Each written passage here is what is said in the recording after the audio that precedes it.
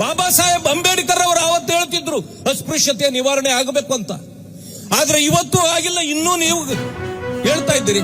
65 ವರ್ಷ ಏನ್ ಕಡ್ಲೆಪುರಿ ತಿಂತಿದ್ರ ನೀವು? ಅಧಿಕಾರ ಮಾಡಿದ್ರಲ್ಲ ನೀವು, ಕಡ್ಲೆಪುರಿ ತಿಂತಿದ್ರ? ಅವರ ಬಡತನ ನಿವಾರಣೆ ಆಗಿಲ್ಲ ಅಂತಂದ್ರಲ್ಲ, ಆವತ್ತು ಹೇಳ್ತಿದ್ರಿ ನೀವು ಗರೀಬಿ ಹಟಾವು, ಗರೀಬಿ ಹಟಾವು. ಹಟಾವು ಆಯ್ತಾ? ಗರೀಬರ ಹಟಾವು ಆಗ್ತಾ ಇದೆ. ಆದ್ರೆ ನೀವ್ ಯಾರು ಗರೀಬರಿದ್ರೋ ಅಧಿಕಾರಕ್ಕೆ ಬಂದವರು, ನಿಮ್ಮ ಗರೀಬಿ ಮಾತ್ರ ಹಟಾವು ಆಗಿದೆ. ಇಂಥ ಪರಿಸ್ಥಿತಿ ಇಲ್ಲಿದೆ. ನಾಯಕತ್ವವನ್ನ ದಲಿತ ಬಂಧುಗಳಿಗೆ ಕೊಡ್ಲಿಕ್ಕೆ ಭಾರತೀಯ ಜನತಾ ಪಕ್ಷ ಸಿದ್ಧವಾಗಿದೆ.